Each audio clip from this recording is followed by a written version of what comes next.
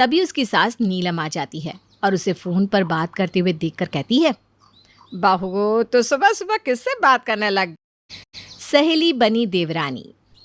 पूजा अपने ससुराल में बहुत खुश थी, लेकिन हर वक्त अपनी सहेली रितु से ही बात करती रहती। ऐसे ही एक दिन सुबह सुबह पूजा अपनी सहेली रितु से बात कर रही थी, तभी उसकी सास नीलम आ जाती है और उसे फ़ोन पर बात करते हुए देखकर कहती है, बहू तो सुबह सुबह किससे बात करने लग गई। माँ जी, मेरी बेस्ट फ्रेंड का कॉल है। वो क्या है ना, हमारी बचपन की दोस्ती है और काफ़ी दिनों से बात नहीं हुई तो मुझसे रहा नहीं गया और मैंने सुबह सुबह फ़ोन कर लिया उसे। अरे इतना टाइम कहाँ हुआ बहू, अभी कल रात ही में तो तूने उससे बात करी थी और रात से सुबह में इतना टाइम हो गया। अरे बहू किससे पागल बना रही है तू। अरे सीधे बोलना, तेरी बहुत सारी बेस्ट फ्रेंड्स है। बहुत सारी नहीं है माँ जी, बस एक ही है, पर कम बात करो ना तो पता नहीं क्यों मुझे बेचैनी सी होने लगती है, और उसे भी इसीलिए ना हम अक्सर फ़ोन पर ही लगे रहते हैं। अब शादी के बाद मिलना जुलना तो वैसे भी कम हो गया है ना। तेरा तो बस चले तो तू उसे अपनी देवरानी ही बना ले। अरे बहू इतनी भी यारी दोस्ती अच्छी नहीं होती, एक ना एक दिन सबको अकल आ ही जाती है। इसीलिए अभी से समझा रही हूँ, अपनी यारी दोस्ती को एक तरफ रख, वरना तुझे ही ये दोस्ती भारी पड़ जाएगी। ऐसा कुछ नहीं होगा माँ जी, आप भी ना खामखा कुछ भी सोचती रहती हो। वैसे बातों बातों में ये आइडिया तो आपने बहुत अच्छा दिया, क्यों ना मैं अपनी सहेली को अपनी देवरानी बना लूँ। ये सब तो तू कह रही है ना अभी, पर क्या तूने अपनी सहेली से पूछा? देखना साफ मना कर जाएगी, और अगर तेरी सहेली मान भी गई ना तो मेरा बेटा थोड़ी ना मानेगा।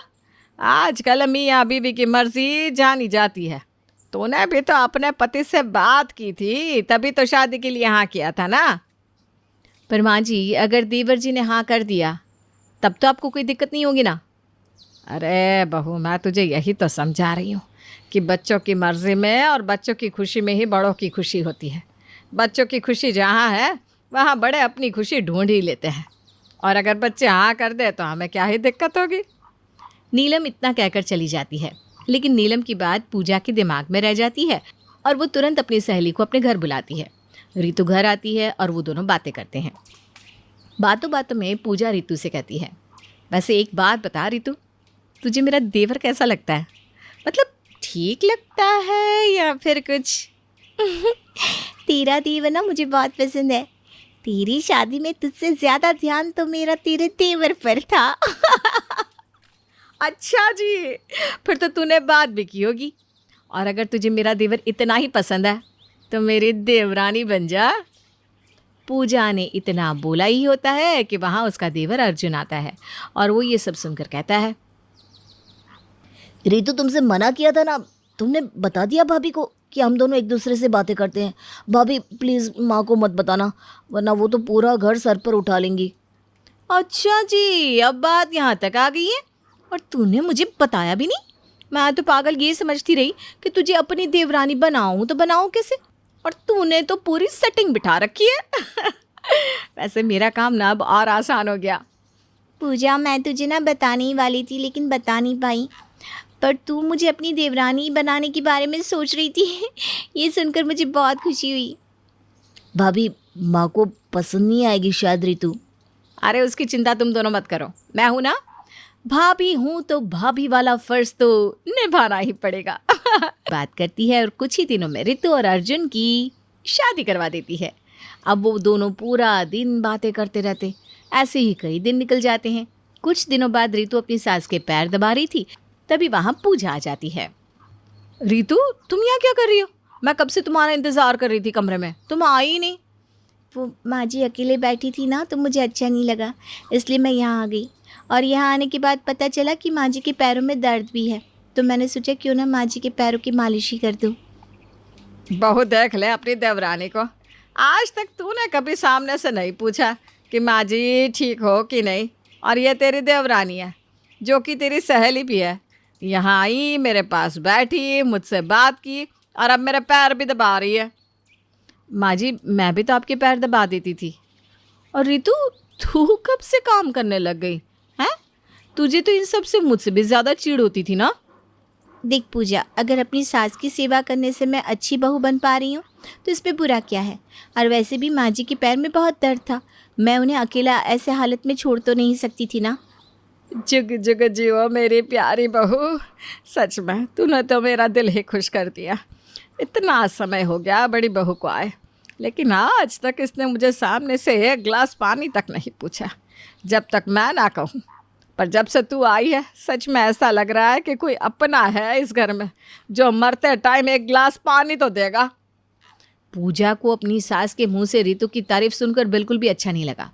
वो वहाँ से मुंह बनाकर चली जाती है। कुछ दिनों बाद रितु अपने कमरे में बैठी थी और तभी अर्जुन आता है। अर्जुन के आते ही रितु कहती है, अर्जुन मैं तुमसे कुछ कहूँ, अगर मेरी बात का बुरा ना लगे तो। बुरा लगने वाली बात कहोगी तो बिल्कुल बुरा लगेगा, लेकिन तुम तो हमेशा अच्छा ही बोलती हो जिसमें मेरा भला हो। मैं ये कह रही थी कि अब से ना तुम अपनी सैलरी लाकर मुझे दिया करो। अपनी भाभी को देते हो, फिर वही सारा घर का खर्चा संभालती है। मुझे तो अपने लिए कुछ मिलता ही नहीं। अब मैं सहेली भी हूँ और देवरानी भी, और देवरानी का फ़र्ज़ पहले आता है, इसलिए उनसे पैसे मांगना भी ठीक नहीं लगता। तो मैं अपने पति से तो ये बातें कह सकती हूँ ना। वैसे इस बारे में मैंने तो अभी तक सोचा ही नहीं था, पर तुम्हारी बात बिल्कुल सही है। शायद मैं ही गलत था। खैर कोई बात नहीं, अब से मैं तुम्हें ही अपनी पूरी सैलरी दिया करूँगा, ठीक है? ये लो मेरी इस महीने की तनख्वाह।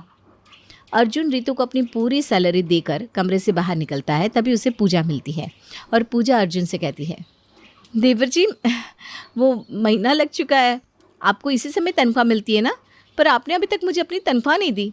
मैंने सोचा आपको याद दिला दूँ, घर खर्च के लिए पैसे चाहिए ना। हाँ भाभी, मुझे अच्छे से याद है, मैंने रितु को पैसे दे दिए। आपको जितने भी पैसे चाहिए आप रितु से ले लेना। लेकिन हर बार तो आप अपनी पूरी तनख्वाह मुझे देते थे ना, तो फिर इस बार रितु को क्यों? भाभी आपको पैसे दूं या उसको, बात तो एक ही है ना। पैसे तो अपने ही घर में आए हैं। अच्छा भाभी, मैं ना बहुत थक गया हूँ, मैं जा रहा हूँ नहाने। आप रितु से बात कर लेना जो भी हो। अपनी सहेली को देवरानी बनाते ही घर का माहौल पूरा बदल गया था और ये सब बातें कहीं ना कहीं पूजा को खटकने लगी थी। ऐसे ही एक दिन रितु सबके लिए खाना बना रही होती है, तभी वहाँ पूजा आती है और इतना कम खाना देखकर पूजा रितु से कहती है, अरे इतना कम खाना क्यों बनाया? पता है ना हमारे घर में खाने वाले लोग ज़्यादा हैं, फिर भी इतना कम खाना? मैंने सबके हिसाब से ही खाना बनाया है।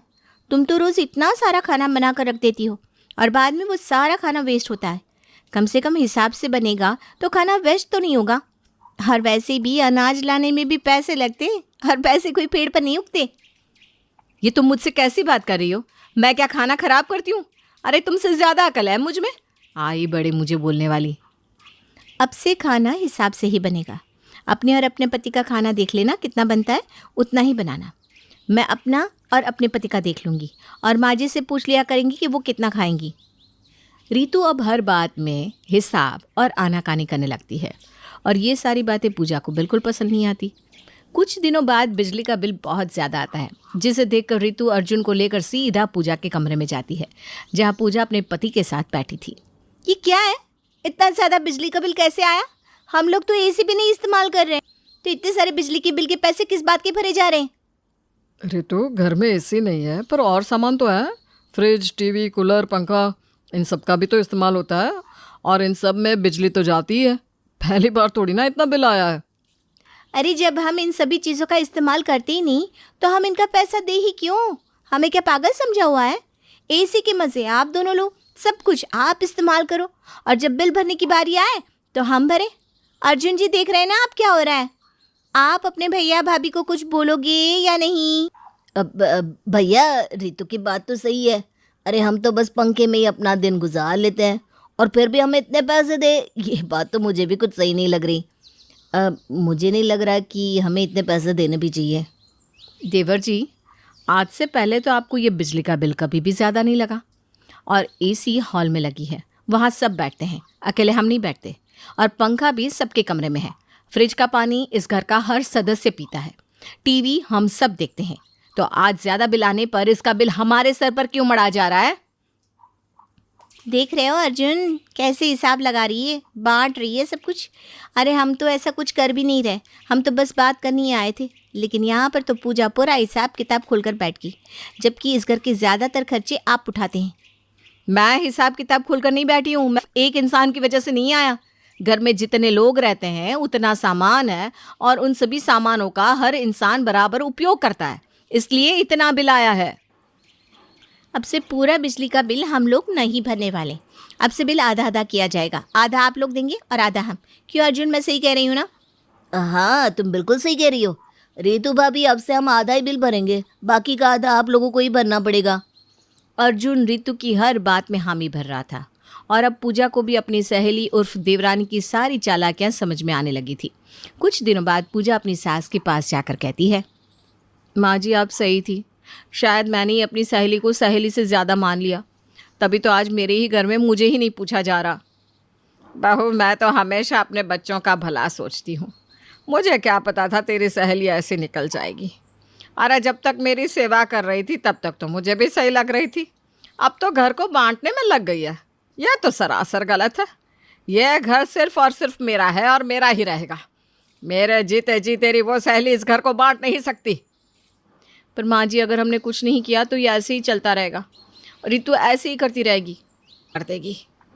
पूजा अब अपनी सास के साथ मिलकर दिमाग चलाने लगती है और रितु को सबक सिखाने का सोचती है। कुछ दिनों बाद रितु रसोई में अपने लिए घी में आलू तल रही थी, तभी वहाँ पूजा आकर उसे टोकती है। अरे अरे अरे, ये क्या कर रही हो तुम? तुम्हें पता नहीं ये घी मेरा है? ये तेरा मेरा क्या होता है?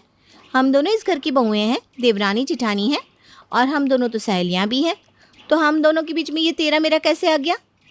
हम दोनों सहेलियां थी, लेकिन अब हम दोनों देवरानी जेठानी हैं और देवरानी जेठानी की चीज़ों का इस्तेमाल ना ही करें वो अच्छा है।